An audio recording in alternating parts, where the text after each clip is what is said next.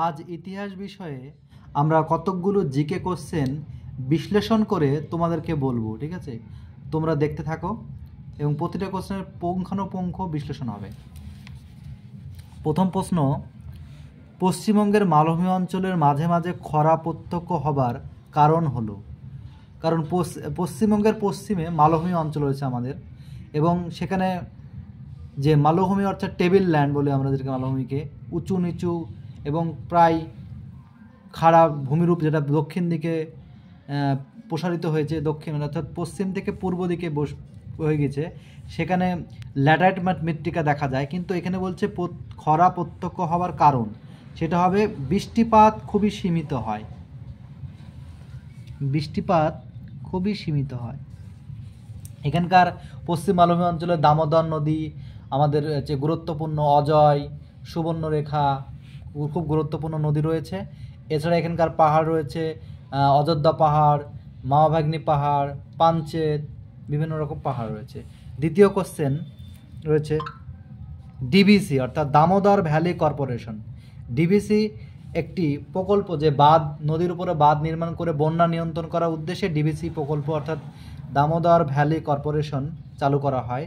এটা ভারতের একটি কেন্দ্রীয় সরকারের সংস্থা, এটা মনে রাখবা।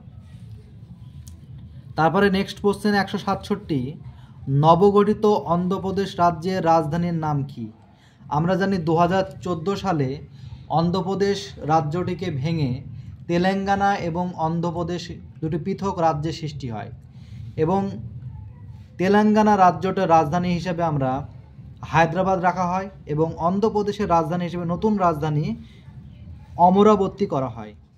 উৎপাদনের মূল্য হিসাবে ভারতের সবচেয়ে গুরুত্বপূর্ণ বাণিজ্য ফসল হলো? আমাদের প্রথমে জানতে হবে যে বাণিজ্য ফসল কোনগুলি। বাণিজ্য ফসল কার্পাস, চা, ঠিক আছে, এগুলো হচ্ছে বাণিজ্যিক ফসল। এর মধ্যে আমাদের কার্পাস হচ্ছে এখানে অন্যতম একটি গুরুত্বপূর্ণ বাণিজ্য ফসল ভারতের। এই কার্পাস ভারতের মালভূমি, ভারতের ডেকান টাপ অঞ্চল অর্থাৎ মধ্যপ্রদেশ, মহারাষ্ট্র, গুজরাট অঞ্চলে ব্যাপক পরিমাণে উৎপাদিত হয়, এবং কার্পাস তুলো, তার জন্য আহমেদাবাদকে ভারতের ম্যানচেস্টার বলা হয়। এখানে বিভিন্ন রকমের কার্পাস জাতীয় এবং বিভিন্ন রকমের পোশাক তৈরি হয়। 169 নম্বর প্রশ্ন, ফারাক্কার ব্যারেজ নির্মাণের প্রধান কারণ কি? ফারাক্কা ব্যারেজ পশ্চিমবঙ্গের মুর্শিদাবাদ জেলায় গঙ্গা দুভাগে বিভক্ত হয়ে একটি শাখা পদ্মা নামে বাংলাদেশে গিয়েছে, অপর শাখা ভাগীরথী হুগলি নামে পশ্চিমবঙ্গের মধ্য দিয়ে বঙ্গোপসাগরে পড়েছে। তো হুগলি নদীতে জলের যোগান যাতে বৃদ্ধি হয়, সেই উদ্দেশ্যে ফারাক্কা ব্যারেজ নির্মাণ করা হয়। 170 নম্বর প্রশ্ন, পৃথিবীর মোট স্থলভাগের অংশ হিসেবে ভারতের ভাগ হলো 2.4%। 2.4% হবে সঠিক উত্তর। 171 দাগের প্রশ্ন, নিম্নলিখিত কোন রাজ্যে স্থানান্তর কৃষি দেখা যায় না? স্থানান্তর কৃষি দেখা যায় না। স্থানান্তর কৃষি আমরা যে আদিম কৃষি বলি, যে ঝুম চাষ পদ্ধতি যেখানে আলোচনা করা হয়, যে একটি বনভূমি, বনজঙ্গল পুড়িয়ে তারপরে সেখানকার ফসল উৎপাদন করে যখন জমির উর্বরতা কমে যায়, তারপরে দ্বিতীয় কোনো জমিতে যাওয়া হয়। তো এই নিম্নলিখিত রাজ্যগুলোর মধ্যে আমরা অসম, এই রাজ্যটিতে আমরা স্থানান্তর কৃষি দেখা যায় না। সরি, এটা উড়িষ্যা হবে।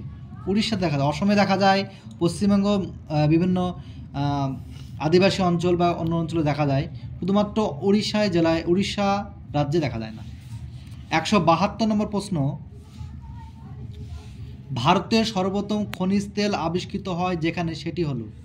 ভারতের খনিজ তেলের 3টি উৎপাদক অঞ্চল আছে। একটা বোম্বে হাই, দ্বিতীয়টা অসমের ডিগবয়, আর একটা তামিলনাড়ুতে।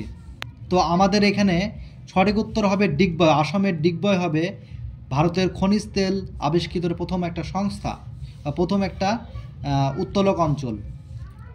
173, ছত্তিশগড় রাজ্যের ভিলায় যে শিল্পের কারখানার জন্য বিখ্যাত, সেটি হলো? এর সঠিক উত্তর হবে লৌহ ইস্পাত। এছাড়া এই রাজ্যের উড়িষ্যাতে বাদাম পাহাড়, গরু মহিষানিতে লৌহ ইস্পাত এবং কয়লা পর্যাপ্ত পরিমাণে পাওয়া যায়। 174 নম্বর প্রশ্ন, পশ্চিমবঙ্গ রাজ্যের কোন জেলা মানব সম্পদ সূচক সর্বাধিক স্তরে উন্নীত হয়েছে? তো পশ্চিমবঙ্গে মানব সম্পদ সূচক হিসাবে কলকাতা প্রথম, আর শিক্ষার হাত থেকে বললে পূর্ব মেদিনীপুর হচ্ছে প্রথম। তাহলে এটা আমাদের সঠিক উত্তর হবে কলকাতা। 175 প্রশ্ন, ভারতের জাতীয় কংগ্রেস যে কত খ্রিস্টাব্দে গঠিত হয়? তো ভারতের জাতীয় কংগ্রেস প্রথম গঠিত হয়েছিল 1885 খ্রিস্টাব্দে বোম্বাইয়ের গোকুলদাস তেজপাল সংস্কৃত কলেজের হলে 1885 খ্রিস্টাব্দে। আর জাতীয় কংগ্রেসের প্রথম যে সভাপতি ছিলেন তিনি হলেন উমেশচন্দ্র ব্যানার্জি। 176 নম্বর প্রশ্ন, পাকিস্তানের প্রথম গভর্নর জেনারেল ছিলেন? এর সঠিক উত্তর হবে মোহাম্মদ আলী জিন্না।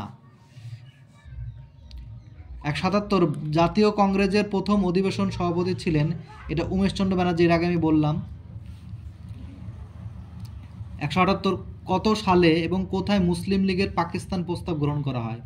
এটা হবে 1940 সালের লাহোর অধিবেশনে, কারণ মুসলিমরা পৃথক পাকিস্তানের দাবি করেছিল, তার ফলে জিন্না একটি স্বতন্ত্র হিসেবে একটা রাজ্য দাবি করে, এবং এই মুসলিম লীগ প্রথম প্রতিষ্ঠিত হয়েছে 1906 খ্রিস্টাব্দে। নেক্সট প্রশ্ন 169, ফরওয়ার্ড ব্লক প্রতিষ্ঠা ছিলেন? এর সঠিক উত্তর হবে সুভাষচন্দ্র বসু। পরপর দুইবার কংগ্রেস থেকে তিনি সভাপতি পদে নির্বাচিত হওয়ার পর সুভাষচন্দ্র বসুর পৃথক একটি দল তৈরি করেছিলেন, সেটার নাম হচ্ছে ফরওয়ার্ড ব্লক। এটা 1939 খ্রিস্টাব্দে তিনি তৈরি করেন। 180 নম্বর প্রশ্ন, কোন সালে এবং কার নেতৃত্বে চট্টগ্রাম অস্ত্রাগার লুণ্ঠিত হয়? এর সঠিক উত্তর সূর্য সেন, 1930 খ্রিস্টাব্দে। আজাদ হিন্দ ফৌজ প্রতিষ্ঠা ছিলেন রাসবিহারী বসু। তিনি দেশের বাইরে প্রথম আজাদ হিন্দ ফৌজ তৈরি করার একটা সুকাঠামোভাবে তিনি তৈরি করলেন, এবং সেই আজাদ হিন্দ ফৌজ পরবর্তীকালে নেতাজির হাতে সমর্পণ করেছিলেন।